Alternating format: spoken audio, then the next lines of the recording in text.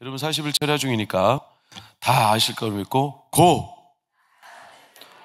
이렇게 팍팍팍팍 튀어나와야 돼요. 감사합니다.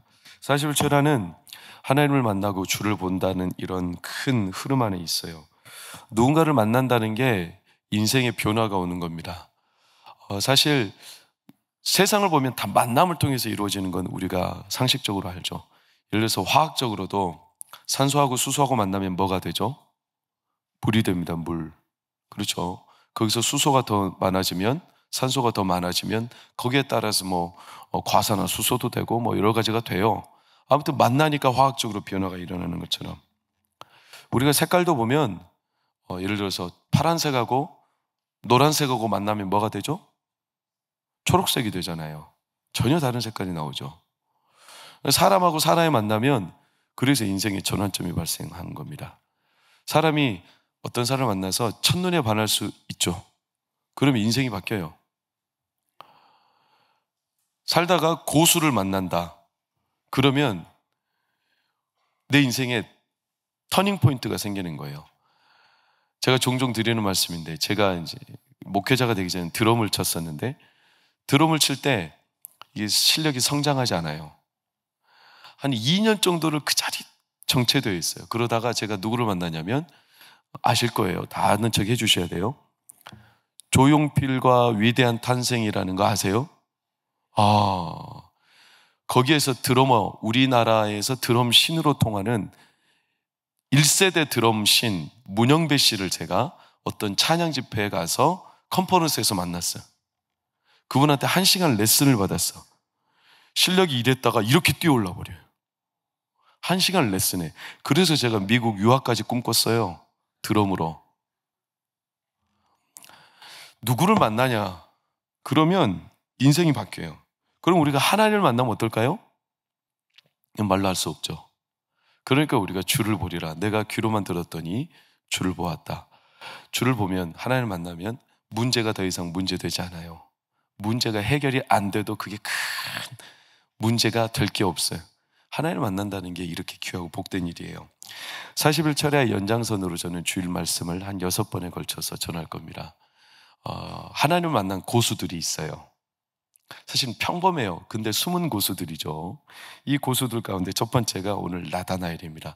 나다나엘은 일반적으로 바돌로메 들어보셨죠? 예수님의 제자 가운데 바돌로메라는 사람을 나다나엘이라고 모든 학자들이 웬만하면 다 그렇게 동의합니다. 근데 이 바돌로메 나다나엘은 우리처럼 평범한 사람이고, 그는 성경에 많은 기사도 없어요. 요한복음에서만 딱 등장해. 나다나엘은 다른 복음서는 등장하지도 않아. 사도행전 등장하지. 그만큼 숨겨져 있는 인물이에요. 근데 이 사람이 하나님을 만났어. 예수님을 만났어. 어떻게? 그게 오늘 스토리죠. 여러분, 하나님을 만나면 나다나엘을 통해서 볼 수 있는 한 가지 특징이 뭐냐면, 하나님을 만나면 들통나요. 어떻게 된다고요? 들통나. 그의 속, 그의 마음, 이게 들통이 나요. 나다나엘이, 예수님께서 나다나엘에게 오신 겁니다. 빌립의 소개로. 그래서 48절을 보면 나다나엘이 깜짝 놀라죠. 어떻게 나를 아십니까? 그러니까 예수님이 한눈에 알아봤다는 거예요. 예수님 말씀하시죠. 네가 무화과나무 아래 있을 때부터 내가 봤다는 거예요. 그러니까 화들짝 놀란 거예요. 나다나엘이. 들통난 거예요. 그러면 나다나엘은 무화과나무 아래에서 뭐하고 있었을까요? 나다나엘 하면 무화과나무 아래에 생각하시면 돼요. 오늘 설교 제목처럼. 나다나엘은 허구한 날 무화과나무 아래에 있었어. 왜? 몰라요. 근데 그 아래에 있었어. 뭐하고 있었을까? 45절에 힌트가 있죠. 빌립이 나다나엘을 찾아 이르되 모세가 율법에 기록하였고, 시작. 여러 선지자가 기록한 그가 누굴까요? 메시아예요. 메시아. 유대인들이 기다리는 누구? 메시아를 기다리잖아요. 이들은 자기들을 구원해 줄, 로마로부터, 그리고 이 압제로부터 구원해 줄 메시아. 그 메시아를 빌립이 뭐라고 해요? 만났다. 너도 한번 와서 봐봐라.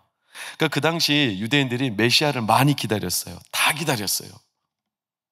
근데 메시아를 기다리는 관점과 방식이 달라. 어디서 날 거냐? 어디서 올 거냐? 어느 출신이냐? 어떻게 올 거냐? 이런 방식이 다 달라. 그게 유대 사회에서는 분파로 존재했어. 분파. 예를 들면 바리새인, 바리새파, 사두개파, 또 에세네파, 또 셀로파, 이런 여러 분파가 있었어요. 이거는 메시아를 기다리고 대망하는 철학을 어떻게 가지고 있느냐에 따라 분파가 된 거예요. 그래서 사람들은 자기의 분파에 맞춰서 이렇게 소속되어 메시아를 대망하는 거죠. 근데 이게 사실은 정치적인 입장들인 거예요. 나다나엘은 그런 바리새파, 에세네파, 사두개파, 셀로파 어디 파였을까요? 나다나엘은 무소속이요. 어울리지를 못했어요. 어울릴 사람이 없어. 나다나엘은 믿음으로 살고 싶은데요. 그런데 너무 정치적이에요. 너무 계산적이에요. 이 분파들이. 그러니까 자기가 이 속마음을 털어낼 곳이 있어요, 없어요? 없어요. 그러니까 어울리지 못해. 그러니까 줄곧 어디에만 있어요? 무화과나무 아래에만 있었던 거예요. 무화과나무 아시죠? 이파리가 무성해요? 아니면 이파리가 없어요? 무성해요. 이파리가 무성합니다. 그러니까 예수님이 이파리만 무성하고 열매는 없는 무화과나무 저주하신 적이 있죠. 잎은 무성해. 그러니까 그 아래 쉬기 딱 좋아. 근데 나다나엘이 남들이 볼 때는 이게 쉬고 있는 건지 배고파서 열매 따먹으러 온 건지 이건 잘 몰라요. 근데 나다나엘의 속을 누구도 모르죠. 그 사람이 왜 거기 있는지. 교회도 마찬가지예요. 교회 저 집사님 왜 저기 앉는지, 권사님 왜 여기 앉는지, 왜 저 사람 항상 기둥 뒤에 앉지? 몰라. 그거 가지고 뭐라 할 수 없어요. 그 사람이 기둥 뒤에 앉을 수밖에 없는 이유가 있을 수도 있어요. 나다나엘이 왜? 물론 나다나엘이 약간 좀 소심했을 수도 있어요. 그러니까 남들하고 이야기를 터놓고 하지 못하는 스타일이에요. 약간 좀 아웃사이더를 할까요? 이걸 이제 보통 혈액형으로 따지면 무슨 형일까요? 혈액형으로 따지면 네, A형. 남에게 잘 못해, 소심해. 근데 나다나엘은 A가 3개 모였어. A가 3개. 제 추측이에요. 성경이 말하는 게 아니니까 목사님 이상하게 해서 그렇게 말하지 마세요. 그냥 성경의 심리대로 한번 분석해 보는 거예요. 그러니까 나다나엘은 사진으로 보면 트리플 A요. 트리플 A. 여러분들 무슨 형이게요? B형은 무슨 형이죠? B형은 뭐죠? B형은 오이지. 오만하고 이기적이고 지랄 맞아. O형은 단무지라고 해요. O형은 단무지. 단순하고 무식하고 지랄 맞아. A형은 소세지. 소심하고 세심하고 지랄 맞아. 그럼 AB형은 뭘까요? 지지지. 지랄 맞고 맞아. AB형은 도통 알 수가 없어.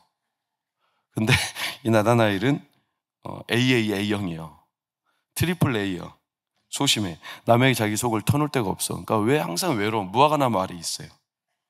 근데 예수님이 그를 알아봤을까요? 못 알아봤을까요? 예수님은 알아봤어요. 예수님은 우리의 중심을 알아보십니다. 참 이게 은혜고 소망이죠. 47절을 보면 예수님 나다나엘을 보자마자 뭐라고 합니까? 빨간색 시작. 간사한 게 없대요. 남들이 볼 때 나다나엘이 무슨 꿍꿍인지, 왜 무화과나무 아래에만 있는지, 도대체 뭔 색감인지 모르지만 예수님은 단번에 알아봐. 그 사람 속에 간사한 거, 정치적인 계산, 딴 꿍꿍이가 없고 진짜 그 사람은 순전한 사람이다. 그랬더니 나다나엘이 답을 하기를 49절 보세요. 49절. 나다나엘이 대답하되 랍비여 시작. 당신은 하나님의 아들이시오. 당신은 이스라엘의 임금이로소이다. 여러분 답을 할 때 나를 알아보셨네요. 감사합니다. 오래간만에 말이 통하는 사람은 이렇게 하지 않아요. 당신 하나님의 아들이시오. 당신은 하나님의 아들이시오. 당신은 이스라엘의 임금이다. 뭐죠 이게? 신앙 고백이죠. 우리가 어디서 누구를 만나서 함부로 신앙 고백할 수 있어요? 만나보자마자 반갑습니다. 나는 예수 그리스도를 믿는 하나님의 아들이요. 이렇게 말할 수 있어요? 없어요? 없죠. 너무 뜬금없죠. 아니 가만히 있다가 느닷없이 사람들이 다 보고 들을 텐데 신앙 고백. 여러분 이 신앙 고백을 하는 게 쉬울까요? 생각해 보세요. 일제치하 우리나라가 그냥 동네에서 돌아다니면 사람들이 함부로 대한독립 만세 할 수 있어요? 없어요? 없죠. 하면 큰일 나죠. 왜? 잡혀가니까. 지금 북한은 난리죠. 코로나 때는 한 달에 처형 인원이 10명? 코로나 때는 이제 통제하면서 그나마 민심을 좀 살피기 위해서 처형 횟수가 적었어. 근데 지금 코로나가 풀리면서 북한이 최근 뉴스 뜬 거예요, 뉴스. 한 달에 처형 인원이 100명이에요, 100명. 100명씩 처형해, 인민재판으로. 논두렁에다 데려다 놓고 참수시키고 총사시키고. 처형하는 이유가 뭔지 아세요? 말도 안 되는 이유야. 그 가운데 제일 가슴 아픈 게 뭐냐면 최근의 뉴스예요. 2021년 12월 한국 드라마 음악 한류, 그러니까 우리나라 컨텐츠, 한류 문화를 시청하고 그것을 봤다는 이유로 10대 청소년을 공개 처형해버렸어요. 여러분, 유대사회는 북한보다 덜 하지 않아. 유대사회는 근본적으로 메시아에 대한 아주 촉각인 날이 서 있어요. 그러니까 유대인 사이에서는 함부로 누구한테 당신이 하나님의 아들이다, 당신이 그리스도다 말하면 그때부터 이제 이 사람은 도마 위에 오르는 거예요. 니고데모가 예수님을 찾아갈 때 언제 찾아가죠? 밤에 찾아가잖아요. 이거 쉽지 않은 거예요. 신앙 고백을 공개적인 자리에서 했다? 근데 나다나엘이 지금 아예 대놓고 당신 하나님의 아들이시오, 당신은 이스라엘의 임금이다. 이게 그냥 나온 답이 아니, 의례적으로 나를 알아주지 고맙습니다, 그냥 의례적으로 형식적으로 인사하는 대답이 아니에요. 이게 뭐냐면 진심이 툭 튀어나와 버린 거예요. 나다나엘이 웬만해선 속을 감추고 자기 속 터놓을 곳이 없고 그냥 늘 무화과나무 아래에서 혼자서 뭐 하는지 그렇게 지내던 사람이, 이렇게 소심했던 사람이 갑자기 공개적인 자리에서 당신 하나님의 아들이고 당신은 이스라엘의 임금이다 이렇게 말했다는 것은 어느 정도 선에서 인사를 했다는 게 아니라 자기도 모르게 너무나 화들짝 놀라 자기가 무슨 말을 하는지도 모를 정도로 영이 완전히 붙잡혀가지고 마음에서 진심이 튀어나왔다는, 진심이. 제가 지난 40일 전화 때 둘째 날에 족구 얘기를 했잖아요. 족구할 때 우리 목사님들 족구를 잘했어요. 근데 족구를 하는데 제가 그때 응원을 엄청 열심히 했거든요. 그러니까 우리가 이기면 내가 무조건 동작 내가 이렇게 막 하니까 옆에 있는 시찰 목사님들이 다 쳐다봐. 저놈은 누구냐? 지팀만 중요하냐? 막 응원을 했어. 그 우리가 이겼어요. 이겨서 한 시찰 목사님이 오시더니, 아니 담임 목사가 뭔 응원을 그렇게 해? 이렇게 저한테 반문을 하니까, 쉽게 말하면 담임 목사가 체면도 없냐 이런 뜻인 거예요. 근데 나는 응원을 그렇게 했어. 나도 그렇게 응원하는지 몰랐어. 내가 이걸 응원했더니 다 따라한 거예요, 응원을. 왜냐하면 난 진심이었어요, 진심. 이기니까 너무나 기뻤어요. 그러니까 나도 모르게 막 진심이 툭툭 튀어나오는 거예요. 아니 이 정도만 돼도 진심이 튀어나오는데, 나다나엘이 자기 중심, 자기 속사람, 자기 마음에 있는 것을 누구에게도 털어낼 수 없다가 예수님 만났더니 예수님 단번에 알아봐. 그랬더니 너무나 깜짝 놀란 거예요. 이게 웬간한 수준이 아니에요. 사실 없을 줄 알았어요. 평생 동안 뭐가, 자기 진심을 알아낼 사람이, 내가 누군지, 내가 왜 무화과나무 아래에 있는지. 왜? 세상은 하도 계산하기 빠르고, 세상은 하도 술수가 높고, 세상은 항상 자기 속을 감추는 게 능사니까. 그래서 터놓지 못하고 살던 나다나엘이었는데, 그런 말 하더라고요. 한병철 교수라고 있어요, 독일에. 유명한 교수. 우리나라와 현대사회를 정확하게 진단하고 분석한 석학인데, 그분의 책은 한번 읽어볼 필요가 있어요. 그분의 쓴 책이, 유명한 책이 피로사회라는 책이에요. 현대인들의 이 피로로 인하여서 발생하는 수많은 현대인들의 그런 어떤 폐단들, 피로사회, 피로에 중독된 우리 삶. 그분이 말한 게 뭐냐면, 오늘날 우리 사회는 전시사회, 전시라는 게 뭔가요? 이렇게 물건을 전시해놨다 이거예요. 보여주는 사회. 그러니까 속은 감추고 보여주는데 모든 게 혈안되어 있는 사회.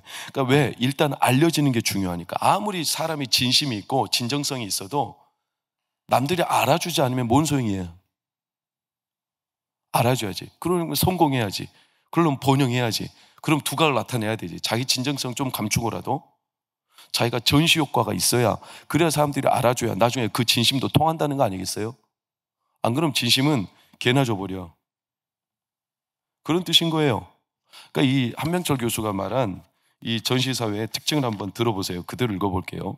전시되는 사회에서는 모든 주체가, 그러니까 모든 사람이 스스로를 광고의 대상으로 삼는다. 모든 것이 전시 가치로 측정된다. 전시되는 사회는 포르노적 사회이다. 모든 것이 겉으로 나오고 벗겨지고 노출된다. 과도한 전시의 결과로 모든 것이 어떤 비밀도 없이 즉각적인 소비에 대해 맡겨진 상품으로 전락한다. 그러니까 모든 사람들이 다 상품으로 전락한다는 거예요. 보여지는데 몰두하고. 실제로 제가 서점에 가보면, 자기개발 서적 코너에 가보면 자기개발서, 예를 들어서 뭐 책은담, 또는 뭐 플라톤의 뭐 이렇게 자기 개발 이런 서적들을 보면 빠지지 않고 등장하는 항목이 항상 있어요. 그게 뭐냐면 남들에게 자기 진짜 속마음을 말하지 말아라 이렇게 말해.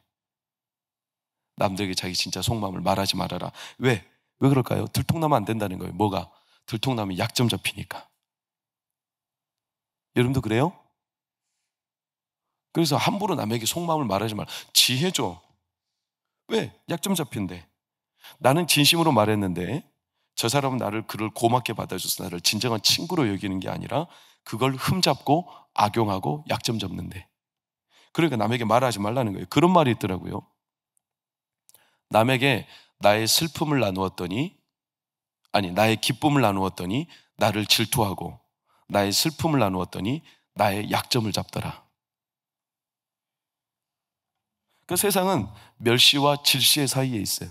내가 잘 되면 나를 질시하고 내가 안 되면 나를 멸시해버려. 그러니 진심을 털어낼 수가 없어. 그러니까 전시사회예요. 가끔 지금 일부 예배도 보고 계실 텐데 저희 장모님도 가끔 제 설교를 듣다가 가끔 이렇게 가슴 답답해 하셔. 아, 왜 이렇게 손서방은 자기 이야기를 저렇게 많이 해? 왜 지 가족 얘기를 저렇게 많이 해? 약점 잡힐 거라는 거예요. 성도분들 약점 잡으실 거예요? 약점 잡으실 것 같은데? 좀 숨기라는 거예요. 왜? 세상에 누가 그 속마음을 들여다보고 그걸 고지고대로 받아들이는 사람이 어딨냐는 다 약점 잡지. 자기가 불리하고 자기가 손해가 될 것 같으면 좋을 때는 괜찮아요. 근데 나빠지면 관계가 틀어지면 반드시 그 인간의 말했던 진심을 가지고 틀어버린다고요. 그러니까 세상이 간사하지 않고서는 살 수 있어요, 없어요? 없죠. 간사해야 돼. 간사해야 잘 사는 거예요. 그게 세상살이고 그게 처세예요. 문제는 이러다 보니까 전시되는 모습만 강조되다 보니까 사람들이 그쪽으로만 발달하는 거예요. 그러면 사람이 그쪽으로 발달해. 그러면 내 내면에 진짜 진정성과 진심을 가지고 사는 게 발달이 안 돼. 여러분, 근육도요, 자꾸 쓰는 근육만 발달하지 근육을 안 쓰면 그 근육은 어떻게 되죠? 퇴화돼요. 퇴화. 그 근육이 이제 안 쓰면 그 근육은 못 써. 마찬가지예요. 전시되는 것만 자꾸 노출되어 그쪽으로 우리가 강조되다 보면 내 진심과 내 진정성을 가지고 사람을 대하고 하나님을 만나고 세상 사는 게 퇴화돼. 퇴화. 근데 세상에 갈수록 우리 그렇게 몰아가잖아요. 왜? 그렇게 살면 속임을 당하고 그렇게 살면 약점 잡히니까. 근데 문제가 뭐냐? 그렇게 살면 우리 안에 진짜 진심을 가지고 사는 게 퇴화되면 우리는 진짜 하나님의 풍성한 비밀스러운 은혜를 못 누려. 왜? 하나님은 전시 효과로 우리를 만나는 게 아니라 우리의 중심을 보시기 때문에 그래요. 그래서 이 세상에서 하나님의 진심을 가지고 그분의 큰 비밀을 누리는 게 쉽지 않은 게 우리의 현실이에요. 그러니까 나다나엘이 그게 괴로운 거죠. 왜 무화과 나무 아래에 있겠어요? 자기는 뭔가 속 터놓고 살고 싶은데, 진짜 메시아를 기다리는데, 진짜 하나님 잘 믿고 싶은데 세상이 그렇게 안 돌아가잖아요. 뭐 바리새파, 사두개파, 에세네파, 셀로파, 그 당시 분파들이고 오늘날은 수많은 것들이 이제 더 많아졌어요. 이게 괴로운 거예요. 그래서 무화과 나무에만 있었어. 그저 홀로 고독하게 묵상하며 지내는 거예요. 남들이 어떻든 사실 내 속도 그렇게 편치는 않아요. 말씀만 보고 기도하고 예배하고 이렇게 산다고 세상에서 내가 살 수 있을까? 이 진심을 남들이 알아줄까? 이렇게 남들이 과연 나를 이해해 줄까 싶은데 솔직히 그것도 한계가 있죠. 사람이 인내가 버티는 게. 다들 뭔가 그럴듯하게 살잖아요. 바쁘게 뭔가 하고 뭔가 하나 챙기고 뭔가 한몫하고 이렇게 사는데 나 혼자 우두커니 그냥 묵상하면서 말씀만 한다고 기도만 한다고 딱히 뭣도 없이 이렇게 산다고 하는데 정작 내가 이렇게 살다가 그냥 끝나는 거 아닌가, 이런 외로움이 근본적으로 찾아오죠. 왜 나다나엘이라고 마음에 충돌이 없겠어요? 그러니까 외롭게 홀로 견디고 버티는데 이 마음은 들키고 싶진 않아, 남들에게. 그러니까 어디 아래 있어요? 무화과나무 아래 있는 거예요. 근데 예수님이 오시더니 대뜸 그 나다나엘에게 뭐라고 하시냐면 내가 너를 안다는 거예요. 47절 48절 다시 한번 봐보세요. 네 안에 간사한 것이 없구나. 네가 왜 무화과 나무 아래 있었는지, 네가 왜 거기서 무슨 생각하는지, 너는 도대체 누군지, 네가 왜 그곳에 갈 수밖에 없었는지, 너 평생 그 아래서 혼자 뭐 했는지, 외롭게 그냥 혼자서 남들과 알아주지 않는 이런 마음들이 있지만 내가 너 안다. 네 중심을 보니까 간사한 것이 없구나. 내가 너 무화과 나무 아래 있을 때, 처음 거기 갈 수밖에 없을 때부터 내가 봤다. 하나님, 이 마음을 하나님 앞에 나다나엘이 들었을 때 얼마나 마음에 큰 위로가 됐을까요? 사랑하는 여러분, 하나님이 우리의 마음을 알아요. 이 얼마나 큰 위로의 파도가 됐을까요? 그러니까 마음이 들통난 거예요. 어떻게 나를 압니까? 이 마음이 들켜버렸을 때 나다나엘이 괴로웠을까요? 얼마나 기뻤을까요? 여러분, 그래서 하나님을 만난 사람의 특징은 들통나는데, 이 들통나는 게 부끄러운 일이 아니에요. 복이에요, 복. 하나님 앞에 내 마음이 들킨다는 것은 하나님을 만난 사람의 특징이에요. 근데 그게 너무나 설레고 기쁜 일이에요. 엄밀히 말하면 죄송스럽지만 죄도 들통나야 변화가 되는 거예요. 솔직히 말하면 우리 가운데 다 죄인인데 두 부류뿐이에요. 죄가 들킨 사람이 있고 죄가 안 들킨 사람뿐이에요. 그러면 누가 더 복될까요?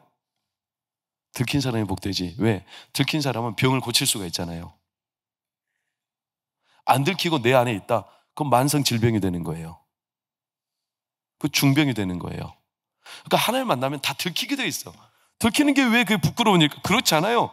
들통나야 죄도 회복이 될 수 있고 살아날 수 있고 영혼의 의사이신 예수께서 치료하여 주시는 겁니다.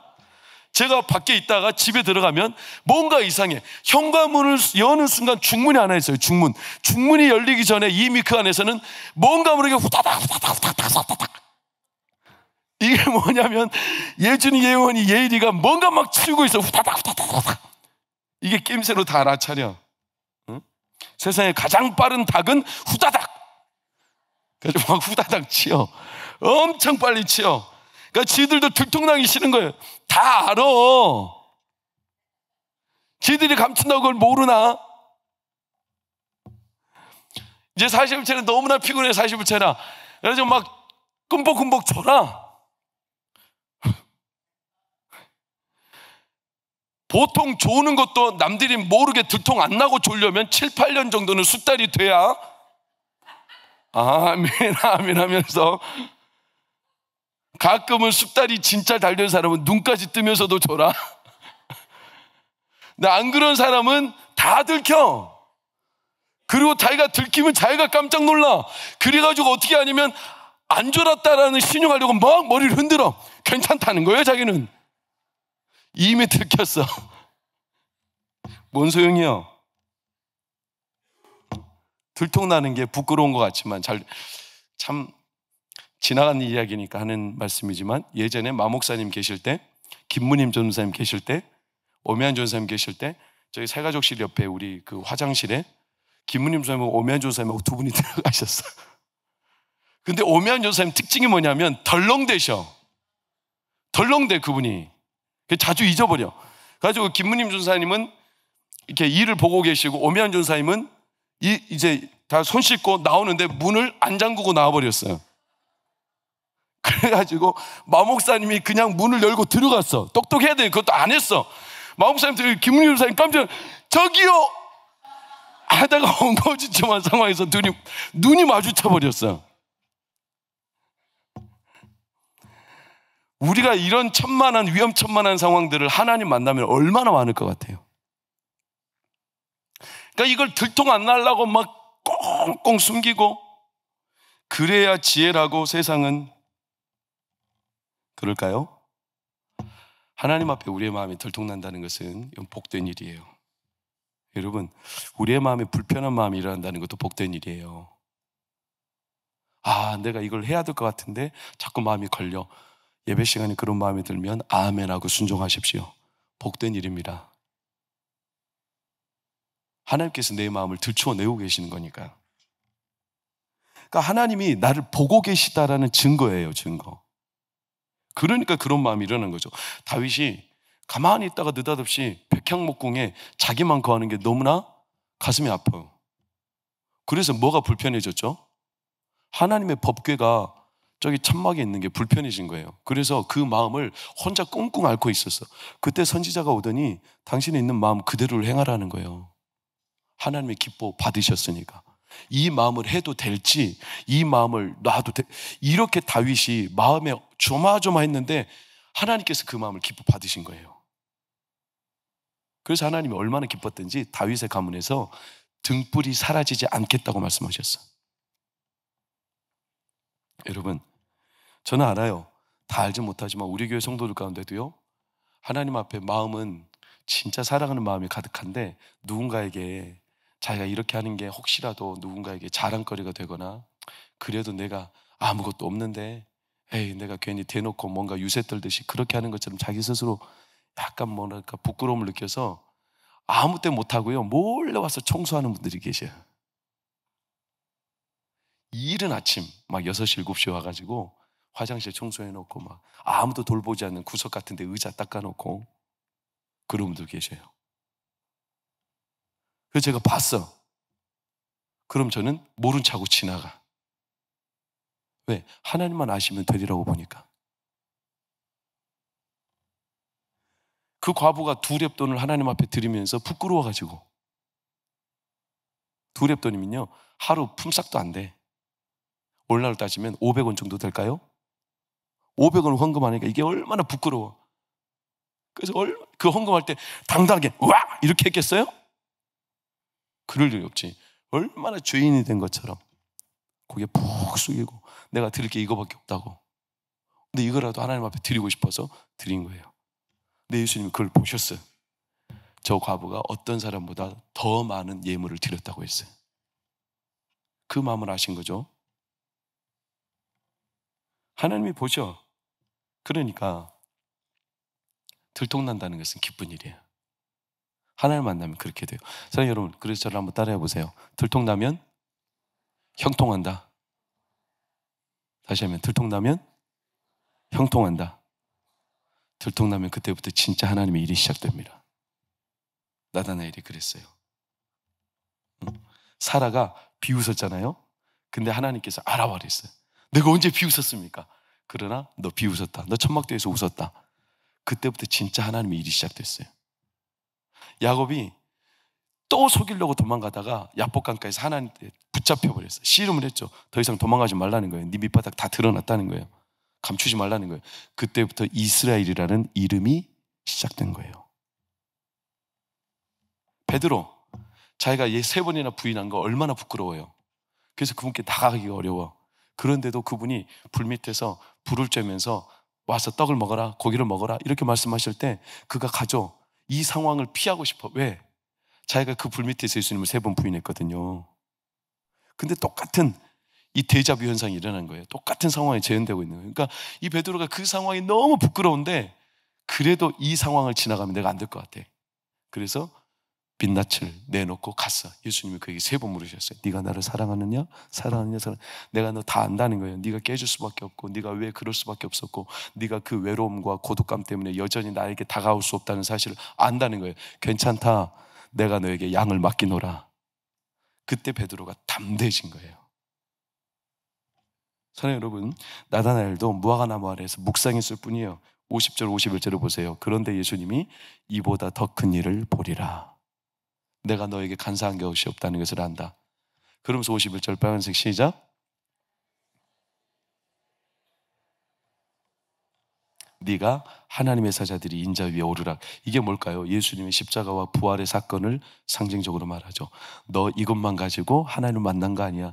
너의 그 중심을 하나님이 아시니 나중에 진짜 위대한 일을 볼 거다. 그래서 나다나엘의 이름의 뜻이 뭐냐면 하나님의 선물이에요. 하나님의 선물을 주셨어. 그때부터 일이. 이번 40일차라는 하나님 만나는 시간이에요. 내 마음이 들통나야 돼요. 다 드러나야 돼요. 여러분 감추지 마셔요. 내가 귀로만 들었더니 이제는 눈으로 주를 봅니다. 주를 만난 욥의 고백은 나다나엘도 똑같아요. 사람마다 다 다를 뿐이에요. 만나는 지점이. 여러분, 다이아몬드가 원석일 때는 모르지만 이걸 깎고 깎죠? 다이아몬드를 깎아요. 수많은 각이 있어요. 근데 다이아몬드가 신기한 게 뭐냐면 빛을 투과하잖아요. 그러면 굴절되는 각도에 따라 색상이 달라. 아십니까? 얼마나 색상이 다채로운지 몰라요. 우리가 사람이 다 다르죠. 우리가 만나는 시점이 다 달라요. 어떤 고사님은 이 부분이 깎였고요, 어떤 고사님은 이 부분이 깎인 거예요. 그들이 당하고 있는 어려움과 고난과 접점들이 다 달라. 깎인 분이 달라. 그러나 다 깎여 있어, 어딘가. 그래서 하나님이 그 사람의 깎인 면을 통해 빛을 투과시켜요. 그때 드러나는 광채가 얼마나 다채로운지 몰라요. 깎였기 때문에 빛이 드러나는 거예요. 내 삶에 외로움이 있고 나다나엘처럼 남에게 말 못할 속사정이 있기 때문에, 그것 때문에 빛이 투과할 때 그 속에서 하나님의 광채가 드러나는 거예요. 다양한 고난처럼 보여도 결국 우리를 투과하는 빛은 한 분밖에 없어요. 예수 그리스도가 우리를 만나시고 그 만남을 통해 우리의 삶에 하나님의 광채가 드러나는 겁니다. 그래서 고린도서 4장 4절 5절을 뭐라고 합니까? 이 세상의 신은 하나님을 믿지 못하도록 마음을 혼미하게 한다는 거예요. 자꾸 마음을 혼미하게. 그러나 그리스도의 영광의 복음의 광채가 가려지는 그런 혼미하는 현실이라 할지라도, 6절 다 같이 시작. 그 하나님께서 예수 그리스도의 얼굴에 있는, 할렐루야, 하나님께서 우리의 삶에 그 비추시는 예수 그리스도의 광채를 우리의 마음에 비추셨느니라. 그리스도의 얼굴에 있는 하나님의 영광의 빛을 아는 그 광채를 우리의 마음에, 들통나고 싶지 않았던 마음에, 감추고 싶었던 수치에, 치부에, 마음의 부끄러움에, 거기에 비추시느니라. 그러면 거기에서 영롱한 빛이 드러나요. 그래서 히브리서 1장 3절 뭐라고 하냐면 그리스도는 하나님의 영광의 광채라고 그래요. 주를 만나야 되겠죠? 하나님을 만나셔야 되겠죠? 나 혼자 들통날까 봐 감추고 있다가 해결되는 거 아니고 들통나는 게 복입니다. 다시 한번 저를 따라, 들통나야 형통한다. 할렐루야. 그러니까 40일철야는 복된 시간인 겁니다. 혼자 하나님을 묵상하고 바라보고 있어요. 하나님이 그를 보신 거예요. 사람들이 말씀 묵상하고 기도한다고 되냐? 그런다고 되냐? 세상은 그런 게 하나도 안 통하니까, 전시효과가 통하는 세상에서 그런다고 되냐? 라고 말할 때, 사랑하는 여러분, 눈에 힘을 팍 주고 마음을 강심장으로 갖고 그런 사람한테 당당하게 뭐라고? 된다. 하나님을 묵상하고 하나님을 바라보고 기도하면 된다. 말씀하세요. 됩니다. 왜? 하나님이 비추시기 때문에. 내 상처만 묵상하지 말아요. 내 문제만 묵상하지 말아요. 왜 자꾸 묵상하지 말아야 될 대상에 발목이 붙잡히고. 여러분, 상처나 문제나 원망거리 묵상하지 말고 하나님을 만나기 위해 무화과나 말이 있었던 나다나엘, 계속 하나님을 묵상해요. 하나님이 빛을 비추십니다. 우리의 마음을 빚으시죠. 그래서 그 안에 새 일을 행하시는 겁니다. 어느 순간 임계점에 오르면 물이 팔팔 끓어오를 거예요. 그러면 나다나엘에게 말씀하셨던 것처럼 너가 이보다 더 큰 일을 보리라. 이번 40일 철야가 끝나기 전에 하나님께서 저와 여러분의 삶에 큰 일을 보여주시기를 축복합니다. 그 행하실 줄 믿습니다. 믿음으로 하나님을 즐거워하며 묵상하며 그 길을 걸어가시기를 주의 이름으로 부탁합니다. 우리 함께 찬양하고 잠시 기도합시다.